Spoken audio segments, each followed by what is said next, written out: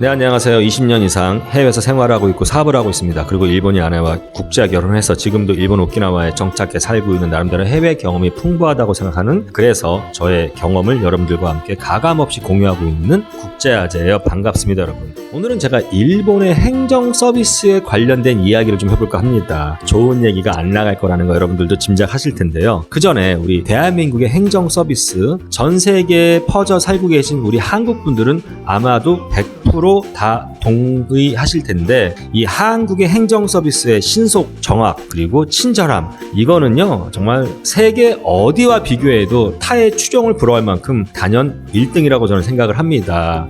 대한민국은 전사라가 다 돼 있기 때문에 예를 들어서 운전면허증이라든지 뭐 주민등록증, 이런 신분증 이런 것들을 잊어버려도 어디 가서도 재발급이 가능하죠. 그리고 행정에 필요한 주민등록 등본이라든지 여러 페이퍼들을 인터넷을 통해서 직접 프린트할 수 있습니다. 웬만한 동사무소나 구청이나 시청이나 어딜 가도 1시간 안에 결과물들을 받아볼 수가 있고요. 심지어 회사를 차릴 때에도 예전과 달리 너무나 간소하게 간편하게 잘 되어 있기 때문에 특별하게 법무사라든지 이런 데 도움을 받지 않아도 본인이 조금만 부지런하면 회사를 열 수가 있습니다.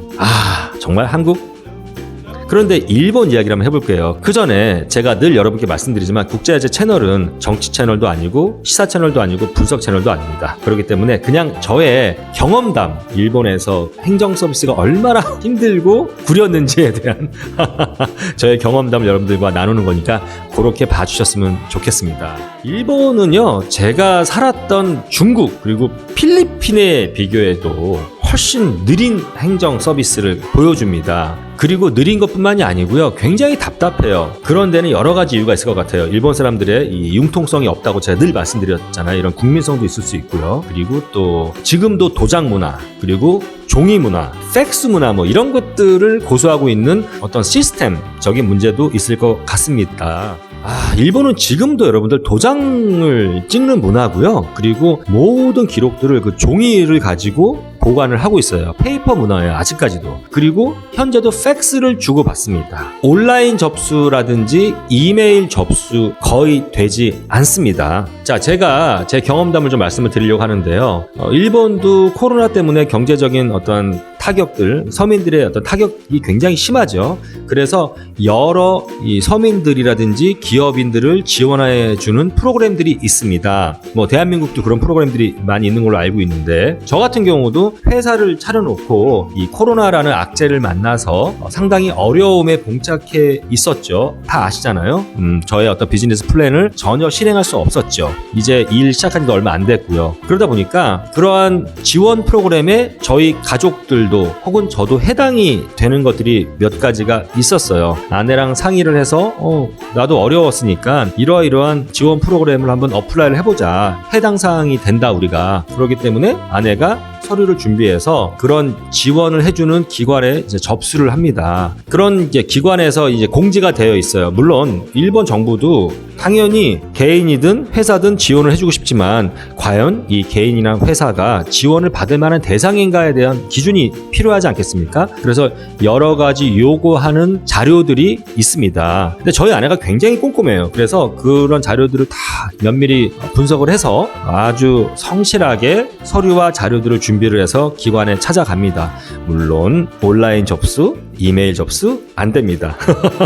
직접 가서 서류를 이제 접수를 하죠. 그런데 한국 같은 경우는 그 접수를 받는 사람이 아주 정확하게 어떤 것들이 어디까지 필요한지를 인지를 하고 계세요. 그래서 접수하시는 분들이 1차적으로 보통 검사를 하시잖아요. 보시고 나서 이런 것들이 부족하다, 요게 좀 잘못된 것 같습니다 라고 그 자리에서 이제 공지를 해드리고 수정을 또 요구를 하는데, 일본은 그렇지 않아요. 그냥 접수를 받는 분들은 그냥 접수만 받아요. 근데 저희 아내가 서류를 접수하고 돌아왔을 거 아닙니까? 제가 두세 가지 지금 프로그램에 어플라이를 해놨습니다. 그 중에 이제 A라는 프로그램을 말씀을 드릴게요. 저희 아내가 첫 번째 접수를 했고요. 같은 기관에 5번을 방문을 했어요. 자, 얘기를 한번 들어보세요. 접수를 했습니다. 그리고 나서 한 2주 정도 지났어요. 저희가 접수한 게 올해 9월 달입니다. 9월 초에 접수를 했어요. 그런데 그 접수에 필요한 요건 중에서 제가 이제 개인 사업자가 있잖아요. 그 개인 사업자의 매출 현황을 표로 만들어서 제출하라는 것이 있었습니다. 그런데 그 표라는 것이 정부에서 요구하는 어떤 규격화된 표, 어떤 양식이 있는 것이 아니고요. 손으로 써가도 되고, 뭐 이렇게 자로 줄을 그어서 만들어서 가져가도 되고, 또 엑셀이라든지 뭐 워드, 파워포인트, 아무튼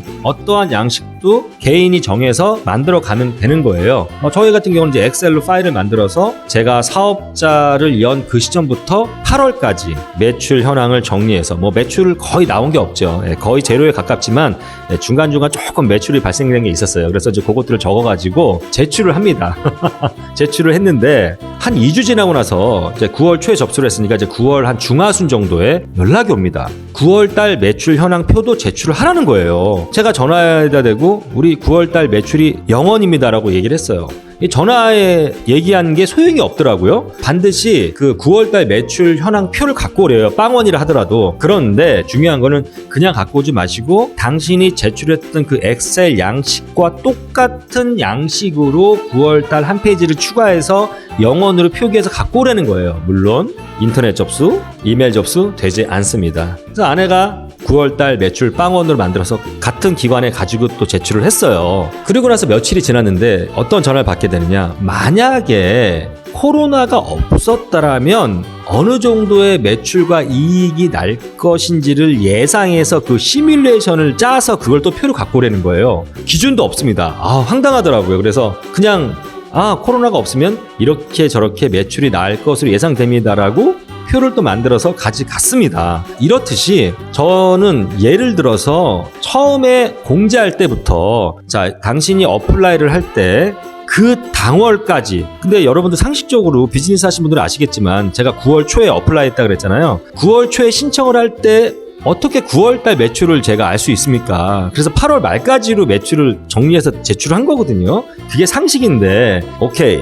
그럼 9월께 필요하다면 예를 들어서 공지사항에 접수하는 그 당월, 접수하는 그 날까지 매출 현황을 가져다 주시고, 그리고 또 코로나가 없었을 때에 대한 어떤 예상, 시뮬레이션 이런 걸 짜서 표를 하나 만들어서 갖다 주십시오라고 했었으면 그렇게 고생을 하지 않았을 거예요. 2가지 예를 드렸는데 다른 3가지 예가 더 있어서 저희 아내가 무려 5번이나 그 기관을 방문을 했습니다. 처음에 2-3번은 저도 같이 갔어요. 근데 도저히 제가 답답하고 뚜껑이 열려가지고 와이프 보고 미안하지만 혼자 갔다 와라고 말씀을 드렸습니다. 네.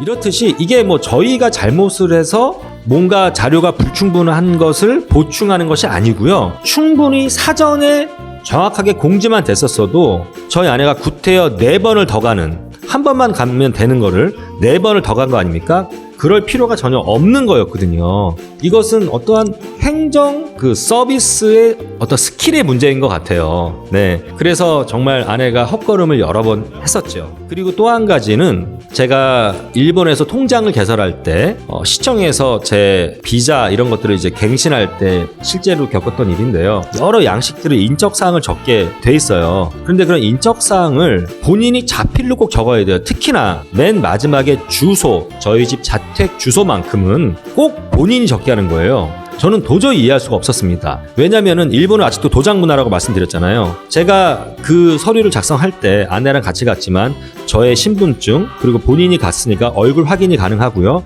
저의 인감 도장, 일본에서 쓰고 있는 인감 도장을 가져갔기 때문에 충분히 본인 확인이 되는데 구태여 집 주소를 본인이 꼭 써야 된다는 것이 저는 도저히 납득이 안 되는 거예요. 은행 직원한테도 물어봤고요. 그 행정 담당하는 직원한테도 물어봤습니다. 그런데 그 직원이 이렇다 할 대답을 못 해주는 거예요. 제가 그랬어요. 아니, 본인이 확인이 다 되지 않느냐. 한국 같은 경우는 사인 문화인데, 그런데 왜 이 어려운 것들을, 왜냐면 제가 지금 그 주소라든지 이런 것들이 일본말이 아직 서툴러서 한자, 뭐 가타카나 막 섞여 있고, 주소가 또 저희 집 굉장히 길어요. 오키나와 집 주소가 길기 때문에 제가 쓰려면 한참 끙끙거리고 써야 되거든요. 그래서 왜 본인이 꼭 이걸 써야 되느냐고 물어봤을 때 은행 직원도 그렇고 시청에 있는 직원도 정확하게 저에게 이유를 대답해 주지 못하더라는 거죠. 그냥 룰이 그렇다, 매뉴얼이 그렇기 때문에 본인의 그 자필을 남겨두는 이게 이곳의 룰이다라고만 얘기해 주지 그 이유에 대한 설득 혹은 이해를 저에게 시켜주지는 않았습니다. 그래서 제가 끙끙대면서 자필로 저희 주소를 썼었어요. 사인이라든지 이런 건 당연히 본인이 해야겠죠. 도장도 뭐 본인이 찍을 수 있겠죠. 그러나 왜 그 주소를 꼭 본인이 써야 됐을까라는 이유는 전 지금도 잘 알지 못하겠습니다. 이렇듯이 일본의 행정 서비스가 굉장히 답답합니다. 그리고 속도도 굉장히 느려요. 정말 제가 살았던 중국이랑 필리핀에 비교해도 너무너무 느리더라니까요. 그래서 그 이유가 뭘까 생각을 해봤습니다. 근데 저는 아까 서두에서도 뭐 도장 문화, 페이퍼 문화, 그리고 융통성이 없는 뭐 국민성, 전산화가 아직 안 돼 있는 시스템 이런 것들도 분명히 이유겠지만 제 생각에는 가장 큰 이유 중에 하나가 바로 일본 사람들이 컴플레인을 하지 않는 것. 한국 같았으면 제대로 공지를 해주지 않고 뭐 4번, 5번 헛걸음을 하게 했다고 한다면 아마 엄청난 컴플레인, 아니요, 난리 쳤을 거래요. 담당자 나오세요. 여기 책임자가 누구야? 이런 식으로.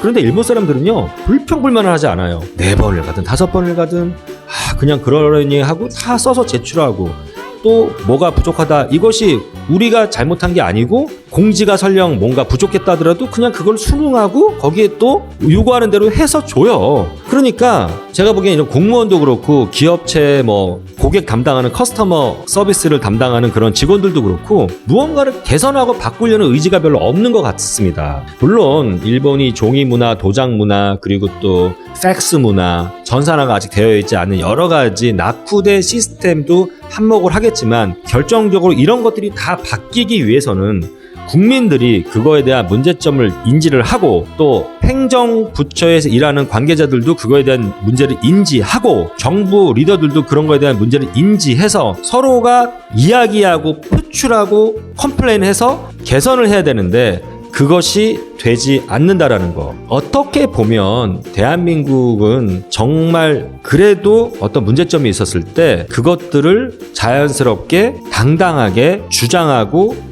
표출하는 그러한 국민성을 갖고 있는 것 같아요. 안 되는 것에 대해서는 어떻게 해서든지 되게 하려고 하고, 무엇인가 부당하다고 생각되는 부분에 대해서는 표현하고 표출해서 그것을 개선하려고 하는 그런 의지가 굉장히 강한 게 우리 대한민국 사람들인 것 같습니다. 좋게 말하면 일본 사람들이 굉장히 좀 수능적이면서 잘 참아요. 참을성은 뭐 대한민국 사람과 비교하지 못할 정도로 굉장히 잘 참습니다. 저희 아내도 저에 비하면 아마 10배 이상 참을성이 강한 거지만 이거는 뭐 참을성이 강한 것 때문에 이렇다라는 것보다는 그냥 일본 사람들의 이러한 과거로부터 항상 무언가에 억눌려서, 그리고 권력을 진 사람들의 밑에서, 또 갑질을 하는 사람들의 밑에서 그 을들, 일반 평민들은 늘 억압당하고, 그리고 불평불만을 제기하지 못하는 그러한 닫혀져 있는 어떤 사회적 분위기, 또 이전으로 거슬러 올라갔을 때 뭐 사무라이 시대에는 정말 말 한마디 잘못하면 그냥 칼에 목이 날아가는 뭐 그런 문화가 있어서 그런지 모르겠지만, 아무튼 일본 사람들은 정말 너무나 불평을 하진 않습니다. 컴플레인 하지 않아요. 그래서 제가 일본에 살면서 느끼는 게, 작은 갑이 됐을 때 일본에서는 나름 살만한 나라 아닌가. 다시 한번, 내가 어떤 작은 갑질을 할 수 있는 그 위치에 도달했을 때에는 나름 좀 편하게 살 수 있지 않나. 왜? 을들이 불평하지 않거든요.